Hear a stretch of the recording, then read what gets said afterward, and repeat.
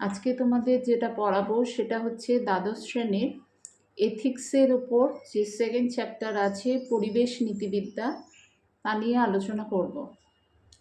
এবং আজকের ভিডিওটায় পরিবেশ নীতিবিদ্যার যে সিলেবাসটা আছে তার একটা পোর্শন, প্রথম পোর্শনটা আলোচনা করব, দ্বিতীয় পোর্শনটা পরের ভিডিওতে থাকবে। কারণ একটা ভিডিওর মধ্যে পরিবেশ নীতিবিদ্যার পুরোটা সিলেবাস আলোচনা করা সম্ভব হবে না। আজকে কী কী বিষয়ে আলোচনা করব পরিবেশ নীতিবিদ্যায় সেটা একটু বলে নিই। পরিবেশ নীতিবিদ্যা কাকে বলে এবং পরিবেশ নীতিবিদ্যা সম্পর্কে পাশ্চাত্য ও প্রাচ্যের কী ধারণা, এই পরিবেশ নীতিবিদ্যা নৃকেন্দ্রিক মতবাদ, অনৃকেন্দ্রিক মতবাদ, এই বিষয়টা নিয়ে আজকে পরিবেশ নীতিবিদ্যা আমি আলোচনা করব। এখন পরিবেশ নীতিবিদ্যার আলোচনার ক্ষেত্রে প্রথমে শুরুতে জানতে হবে যে পরিবেশ বলতে কি বোঝায়। পরিবেশের ইংরেজি শব্দটা সকলেই জানো, এনভায়রনমেন্ট। এখন এনভায়রনমেন্ট কথাটা কোথা থেকে এসেছে? এনভায়রনমেন্ট কথাটা এসেছে ফরাসি শব্দ এনভায়রন কথা থেকে, এনভায়রন কথা থেকে, যার মানেই হচ্ছে পারিপার্শ্বিক বা পরিপার্শ্ব, অর্থাৎ আমাদেরকে ঘিরে স্থলভাগ, জলভাগ, বায়ুমণ্ডল, আকাশ, উদ্ভিদ, নানা রকম পশু পাখি, এরা যারা রয়েছে সকলকে নিয়েই হচ্ছে পরিবেশ গঠিত হয়। এখন হঠাৎ করে পরিবেশ নীতিবিদ্যা, এই এথিক্সের মধ্যে এই বিষয়টা যে আলোচিত হবে, এই পরিবেশ নীতিবিদ্যা কাকে বলা হবে এটা আমাদের জানতে হবে। এখন আমরা নীতিবিদ্যা জানি যে আমরা ন্যায় অন্যায় ভালো মন্দ ইত্যাদি বিষয়ে আলোচনা করে থাকি। পরিবেশ নীতিবিদ্যায় কি করা হবে, কি বিষয়ে আলোচনা করব আমরা না, আমাদের এই যে পরিবেশ রয়েছে সেটাকে আমরা নানা কারণে, পরিবেশের উদ্ভিদ বলো, প্রাণী জগৎ বলো, মনুষ্য নয়, মনুষ্য বাদ দিয়ে যে প্রাণী জগৎ, তাদেরকে আমরা বিভিন্নভাবে হত্যা করি, ধ্বংস করি। এখন সেগুলো কি ঠিক ন্যায় কাজ না অন্যায় কাজ, এ নিয়ে আলোচনাই করবে হচ্ছে পরিবেশ নীতিবিদ্যা।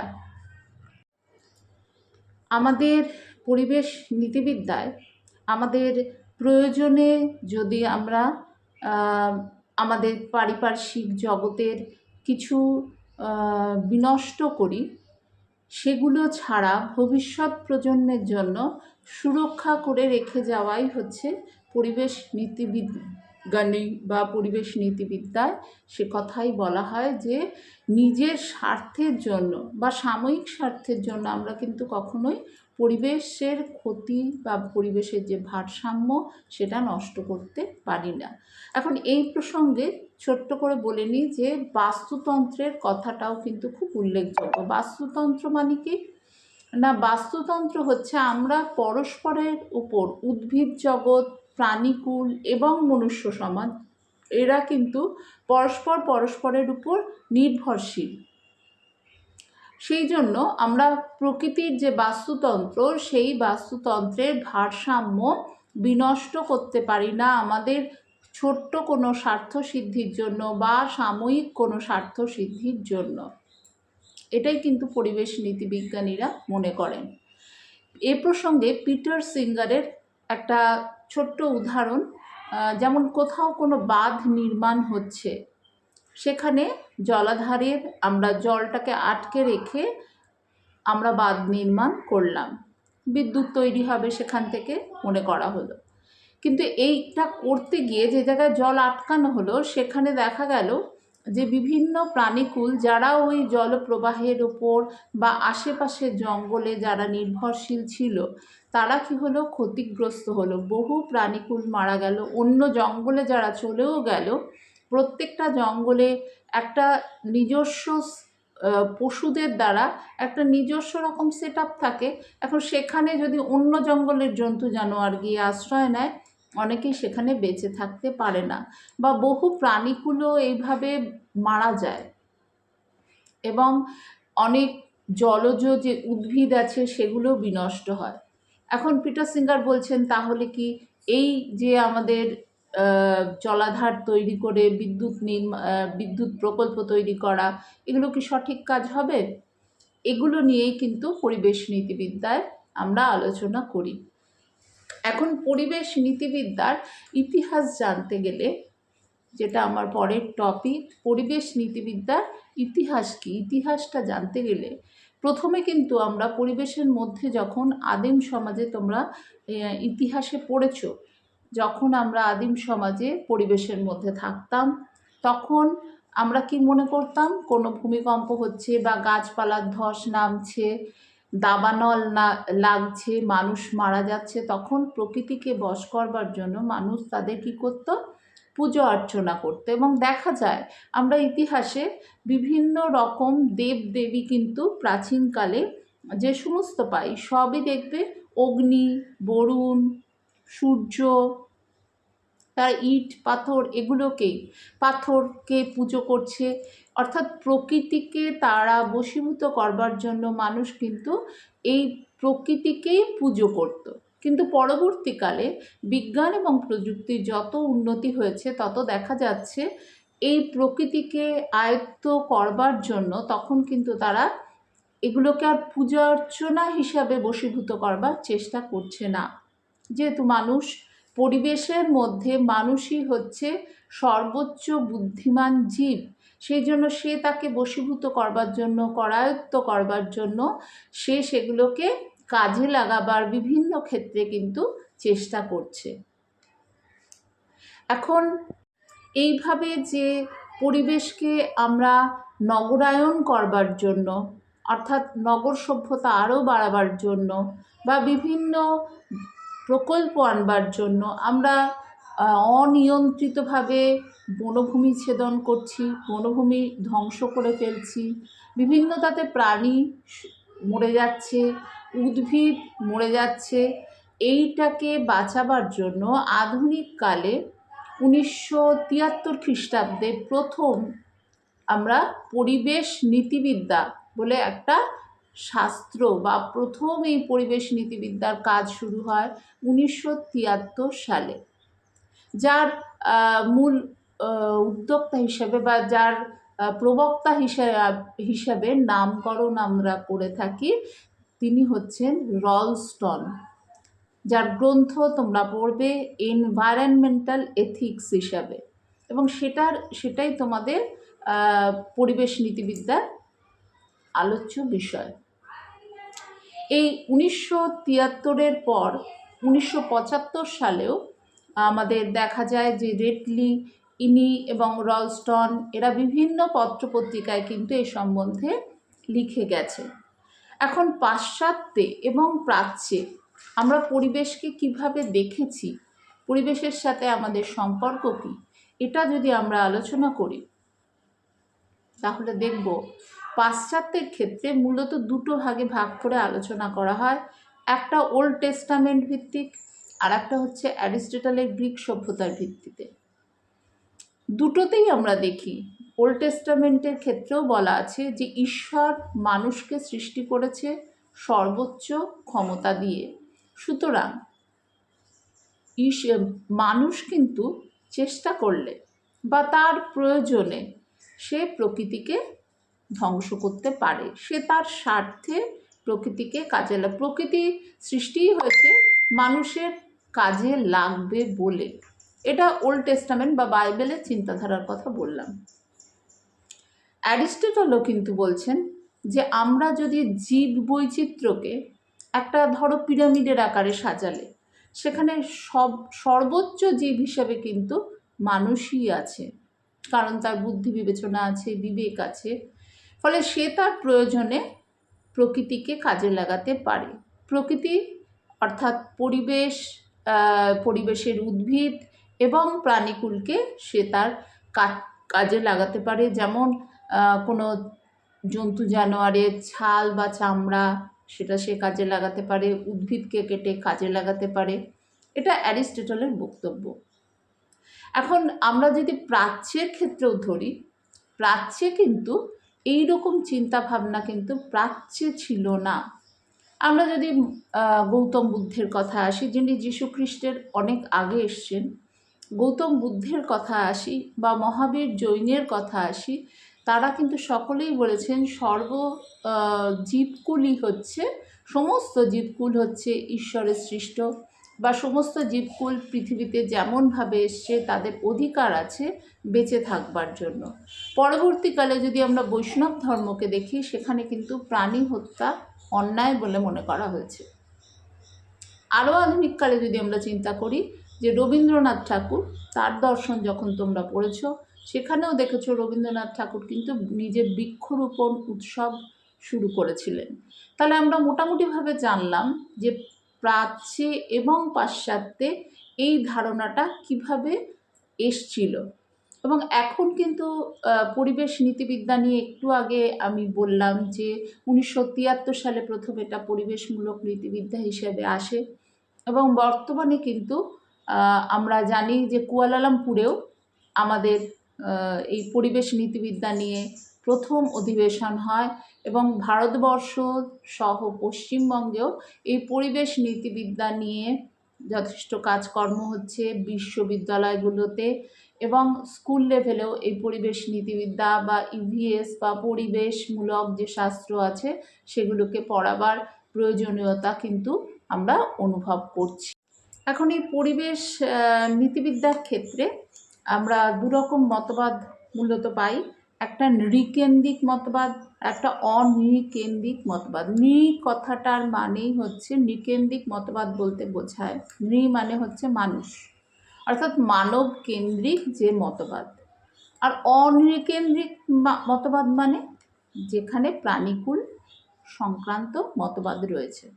এখন নৃকেন্দ্রিক মতবাদে মনে করা হয় যে মানুষ তার নিজের প্রয়োজনে অবশ্যই উদ্ভিদকুলকে বা প্রাণীকুলকে ব্যবহার করতে পারে মানুষের প্রয়োজনে। কিন্তু এখানে মনে রাখতে হবে যে মানুষ কি শুধু নিজের প্রয়োজনে বা সাময়িক কোনো প্রয়োজনের জন্য কোনো ট্যুরিস্ট স্পট হবে বলে আমি বনভূমিকে পুরো উচ্ছেদ করে দিলাম, কোনো লজ বানাবো বলে, কোনো হোটেল বানাবো বলে আমি সাময়িক কারণের জন্য কি এটা পারি করতে?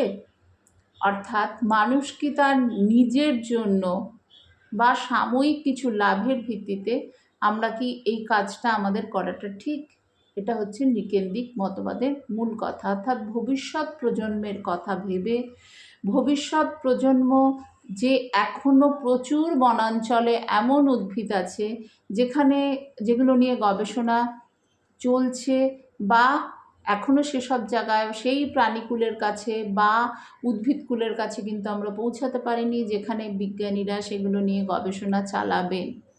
অর্থাৎ ভবিষ্যৎ প্রজন্মের কাছে আমাদের পূর্বসূরীরা যেমন বনাঞ্চল কেটে আমাদের সামনে ধ্বংস করে রেখে যায়নি, ঠিক একইভাবে আমরা কিন্তু ভবিষ্যৎ প্রজন্মের কাছেও পুরো বনাঞ্চল ধ্বংস করে দিয়ে বা প্রাণীকুলকে ধ্বংস করে দিয়ে প্রকৃতির ভারসাম্যতা নষ্ট করে সেই প্রকৃতি বা সেই পরিবেশকে কি উপহার দিয়ে রেখে যেতে পারি?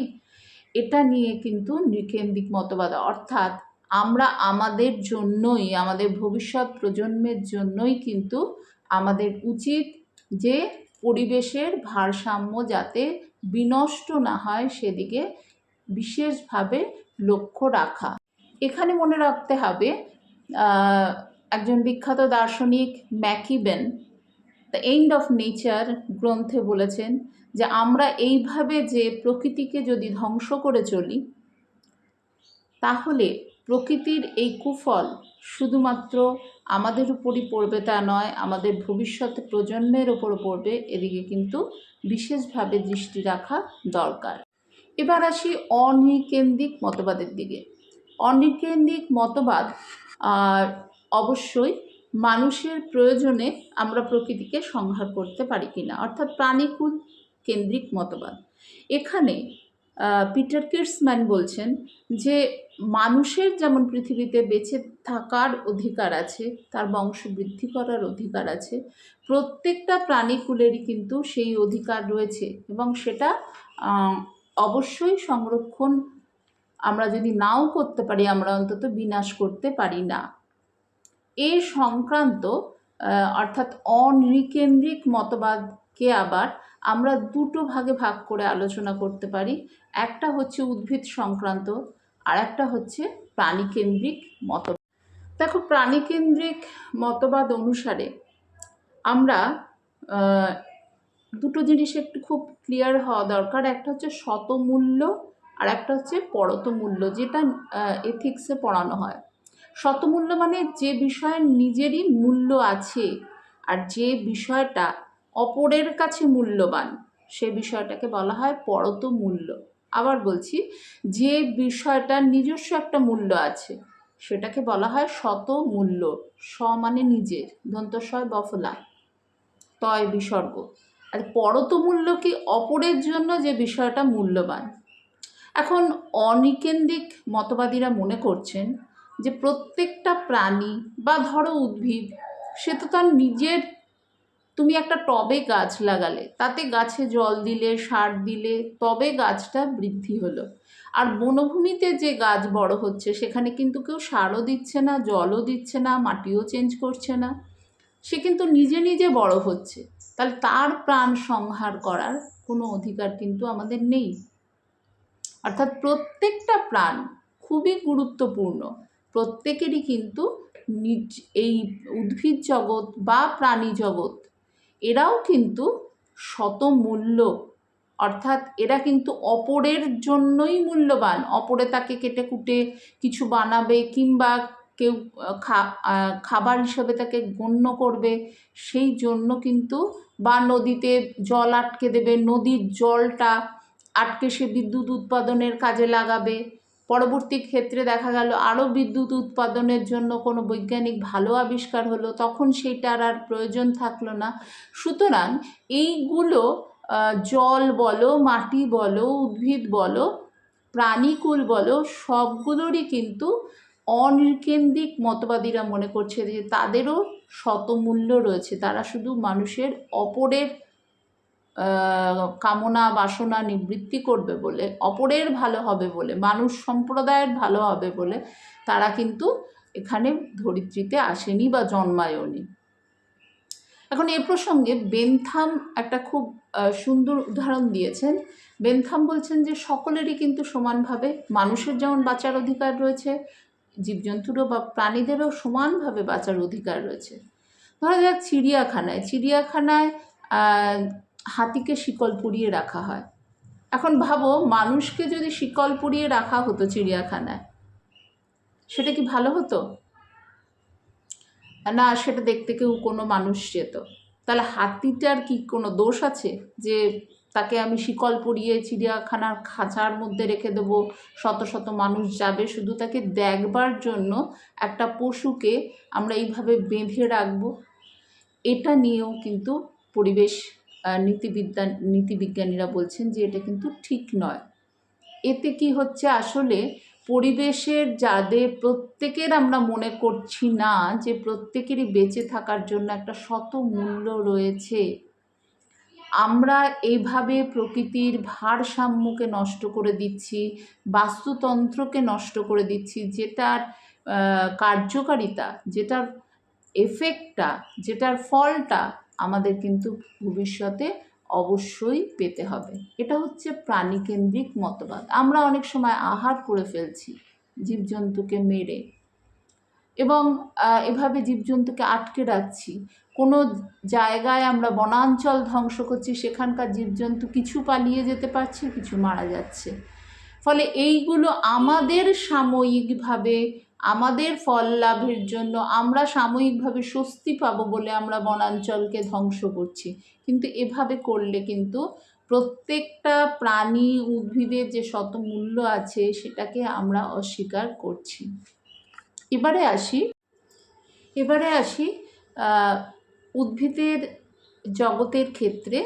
আমরা কিন্তু দেখেছি আমরা উদ্ভিদকে কিভাবে ধ্বংস করে চলছি। প্রথম বলেছিলাম রলস্টন এই পরিবেশমূলক নীতিবিদ্যার প্রবক্তা হিসাবে, তার নাম উল্লেখযোগ্য এবং পরিবেশমূলক নীতিবিদ্যার তাকেই প্রবক্তা বলা হয়।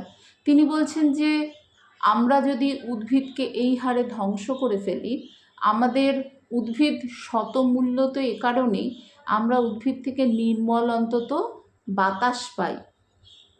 এটা নিশ্চয়ই আমরা সকলেই স্বীকার করব। অর্থাৎ নির্মল বাতাসের জন্যও কিন্তু আমাদের উদ্ভিদকে পরিবেশের যে ভারসাম্য এটা রক্ষা করবার জন্যও কিন্তু আমাদের অবশ্যই উদ্ভিদকুলকে ধ্বংস করা উচিত নয়। পরবর্তীকালে সোয়েথ জার বলে একজন দার্শনিক, তিনিও বলছেন আমরা যেমন আমাদের সুখের জন্য যেভাবে বাঁচতে চেষ্টা করি, প্রত্যেকটি প্রাণীকুল তারাও তাদের মতো করে নিজেদের মঙ্গলের জন্য, নিজেদের সুখের জন্য, বৃষ্টির হাত থেকে কোথায় তারা বাঁচবে, কিভাবে বাঁচবে, গরমে তারা কিভাবে বাঁচবে, মাটির নিচে গিয়ে তারা আবাসস্থল খোঁজে, মানে মাটির নিচে চলে যায় গরমের সময়, অতিরিক্ত গরমে, সেগুলো তারা তাদের মতো করে, হ্যাঁ বুদ্ধি বিবেচনা আমাদের মতো সমান নয়, কিন্তু তারা তাদের মতো করে কিন্তু একটা সুখ বা মঙ্গল কামনা করে তাদের প্রজন্মকে বাঁচিয়ে রাখবার চেষ্টা করে। সুতরাং আমাদের কোনো অধিকার নেই যে এগুলোকে ধ্বংস করে ফেলা বা এগুলোকে মেরে ফেলা, এগুলোকে বিনষ্ট করা। এটা কিন্তু পরিবেশ নীতিবিদ্যার ক্ষেত্রে ভীষণভাবেই অপরাধযোগ্য বা নৈতিক দিক থেকে কিন্তু অপরাধযোগ্য কাজ হিসেবে বিবেচিত হয়। আজকে আমি পরিবেশ নীতিবিদ্যার প্রথম কয়েকটা অংশকে বেছে নিয়ে পড়ালাম। এর পরের ভিডিওটায় পরিবেশ নীতিবিদ্যার বাকি অংশটুকু থাকবে, সেটা মন দিয়ে শুনবে। কারণ এত বড় চ্যাপ্টার, এটা একদিনে যদি আমি টোটালটা পড়িয়ে দিই সেটা বুঝতে অসুবিধা হবে। আবার বলি, আজকে বলেছি হচ্ছে পরিবেশ নীতিবিদ্যা কাকে বলে, সেটার উৎপত্তির ইতিহাস কী, অর্থাৎ এই নীতিবিদ্যাটা কখন এলো, কিভাবে এলো, পাশ্চাত্য এবং প্রাচ্য দর্শনে এর পরিবেশ সংক্রান্ত মতবাদ কী। পরিবেশ নীতিবিদ্যার দুটো মতবাদ আছে, নৃকেন্দ্রিক এবং অনিকেন্দ্রিক, এই দুটো মতবাদ আমি পড়ালাম। এই অবধি কিন্তু পড়িয়েছি, অর্থাৎ বিষয়বস্তু যা তোমাদের সিলেবাসে আছে দ্বাদশ শ্রেণীতে তার অর্ধেকটা পরিবেশ নীতিবিদ্যার চ্যাপ্টারটার পড়ালাম, বাকি অর্ধেকটা নেক্সট ভিডিওতে তোমাদের সাথে দেখা হচ্ছে।